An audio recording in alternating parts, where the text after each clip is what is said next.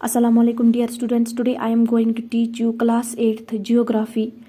Chapter number 2, land, soil, water, natural vegetation and wildlife resources.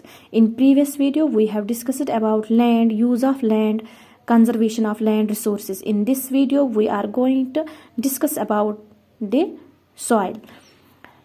First of all we will know what is soil, यानी कि soil किसको कहते हैं। Soil जो है, जो ऊपर वाली जो मिट्टी होती है ज़मीन पे, उसको हम सॉइल कहते हैं। The thin layer of granny substance covering the surface of the earth is called soil. जो ग्रैनी सब्सटेंस होती है, अर्थ की जो सरफेस होती है, अर्थ के ऊपर जो सरफेस होती है, उसके ऊपर जो ग्रैनी सब्सटेंस होता है उसको हम सॉइल कहते हैं। ग्रैनी सब्सटेंस यानी कि जो दानेदार मादा होता है जिसमें हम फसल उगाते हैं, एग्रीकल्चर का काम करते हैं, उसको हम क्या कहते हैं? सॉइल कहते हैं। It is closely linked to land. ये बहुत ही नज़दीक होता है लैंड के, यानी कि आपको लग रहा होगा कि जो लैंड और सॉइल है वो सेम है, लेकिन but they are too different. वो बहुत ही अलग अलग है एक दूसरे से। Land forms determine the type of soil. जो लैंड फॉर्म्स होते हैं वही डिटरमाइन करते हैं कि सॉइल किस जगह पे कैसी है। यानी कि किसी जगह की सॉइल जो है ब्लैक सॉइल है, तो इस तरह से किसी जगह की सॉइल अगर देखेंगे तो रेड सॉइल है। तो जो लैंड फॉर्म्स है, जहाँ पे जैसे लैंड फॉर्म्स होगी, जैसी लैंड होगी, यानी कि अगर कहीं किसी जगह पथरीली लैंड है तो वहाँ पर पथरीली सॉइल भी हमें देखने को मिलेगी। Soil is made up of organic matter, minerals, weathered rocks found on the earth. Earth पे जो वेदर्ड रॉक्स होते हैं, मिनरल्स होते हैं, ऑर्गेनिक मैटर होते हैं, उन्हीं की वजह से सॉइल बनती है, उनके मिक्सचर से सॉइल बनती है। ऑर्गेनिक मैटर किसको हम कहते हैं?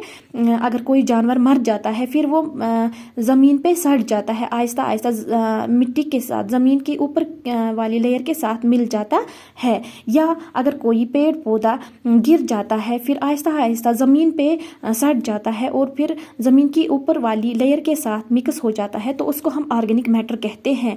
मिनरल जो होते हैं, मैदनियात एंड वेदर्ड रॉक्स हम उनको कहते हैं जो वेदर की वजह से टूट जाते हैं और ज़मीन के साथ, ऊपर वाली ज़मीन की लेयर के साथ मिक्स हो जाते हैं, जो ज़मीन पे मौजूद होते हैं।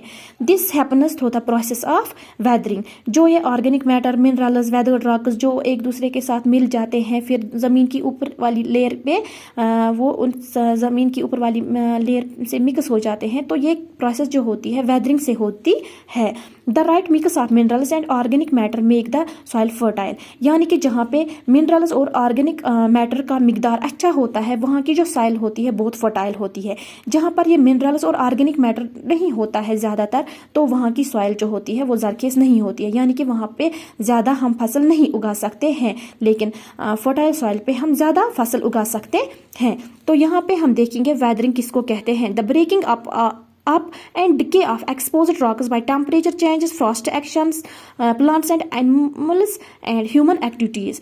यानी कि जो रॉक्स होते हैं, ज़मीन पे जो पत्थर होते हैं, अगर वो टेम्परेचर की वजह से, जो टेम्परेचर में चेंज आता है, यानी कि धूप अगर दिन में ज़्यादा होता है तो पत्थर जो होते हैं वो फैल जाते हैं। तो अगर रात को जब ठंड होती है तो वो सिकुड़ जाते हैं। या फ्रॉस्ट एक्शन, ज़्यादातर सर्दी जब होती है, माइनस जब चलता है, तो इस वजह से भी ये रॉक्स टूट जाते हैं, ज़मीन के ऊपर होते हैं। या प्लांट्स की वजह से, प्लांट्स अगर किसी रॉक्स पे गिर जाते हैं तो वो टूट जाते हैं। या प्लांट्स जो होते हैं उनके जड़ बहुत मजबूत होते हैं, तो उनकी वजह से भी जो ये रॉक्स होते हैं ज़मीन पे आहिस्ता आहिस्ता टूट जाते हैं, ब्रेक हो जाते हैं। या एनिमल्स जो है, या ह्यूमन एक्टिविटीज़, हम खुद तोड़ते हैं इन पत्थरों को कभी कभी, तो टूट के जो छोटे छोटे जो पीसेस होते हैं रॉक्स के, ज़मीन की ऊपर लेयर पे जब वो मिक्स हो जाते हैं उसके साथ, तो इस सब को हम वेदरिंग कहते हैं। इस प्रोसेस को हम वेदरिंग कहते हैं। इसी वेदरिंग से ही जो है ऊपर की जो लेयर होती है ज़मीन की, वो सॉइल में तब्दील हो जाती है, उसको हम सॉइल कहते